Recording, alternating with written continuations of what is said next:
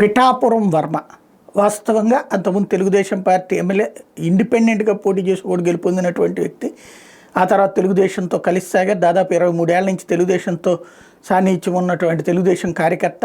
అదే సందర్భంలో మొన్నటిసారి టికెట్ తనకి ఖరారు కావాల్సినటువంటి సందర్భంలో పవన్ కళ్యాణ్ అక్కడి నుంచి పోటీ చేస్తారంటే ముందు గాజువాకని భీమవరం అని చెప్పేసి జరిగినటువంటి ప్రచారం తర్వాత లేదంటూ తను పిఠాపురం ఎంచుకోవడం. ఎందుకంటే అక్కడ దాదాపు 40-50% మంది కాపు సామాజిక వర్గం వాళ్ళు ఉన్నటువంటి నేపథ్యంలో ఎంచుకోవడం. ఒకప్పుడు అదే కాపు సామాజిక వర్గం అండతో పిఠాపురం వర్మ విజయం సాధిస్తూ వచ్చారు. ఇప్పుడు కాపులందరూ కూడా పవన్ కళ్యాణ్ అక్కడి నుంచి అనేటప్పటికీ అక్కడ వాళ్ళందరూ తనకు మద్దతు ఇవ్వడం, పిఠాపురం వర్మ కూడా అదే సందర్భంలో తనకు మద్దతు ఇవ్వడం, ఇదంతా జరిగిపోయింది. అయితే పార్టీ చిట్ట చివరి దాకా కూడా సాగతీయటం, అనేక రకాల ప్రయత్నాలు ఇవన్నీ కూడా జరిగినాయి. ఫైనల్గా పవన్ కళ్యాణ్ గెలిపించే బాధ్యత నాదేనంటూ వర్మ చేసుకొచ్చారు గట్టిగా. ఫైనల్గా అయితే ఘన విజయం సాధించడం కుదిరింది. అయితే అప్పటి నుంచి కూడా పిఠాపురం వర్మ తనకి అక్కడ ఆల్టర్నేటివ్గా ఎమ్మెల్సీ ఇస్తారని ఆశించారు. ఇప్పుడు ఎమ్మెల్సీకి సంబంధించిన 5 అభ్యర్థుల్లో ఒకటి జనసేన, ఒకటి బీజేపీ తీసుకుంటే మిగతా 3 ఎమ్మెల్సీలకు సంబంధించిన దాంట్లో తెలుగుదేశం పార్టీ వర్మకి ఇవ్వలేదు.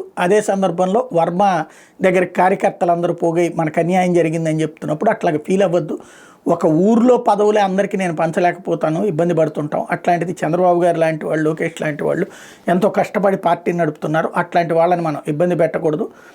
ఒక్కోసారి ఒక్కొక్క రకమైనటువంటి పరిస్థితులు వస్తుంటాయి. మనం ఎవరం కూడా పార్టీ విధేయతని పక్కన పెట్టడానికి వెళ్ళలేదు. మనందరం పార్టీకి విధేయంగా పనిచేద్దామని చెప్పుకొచ్చారు.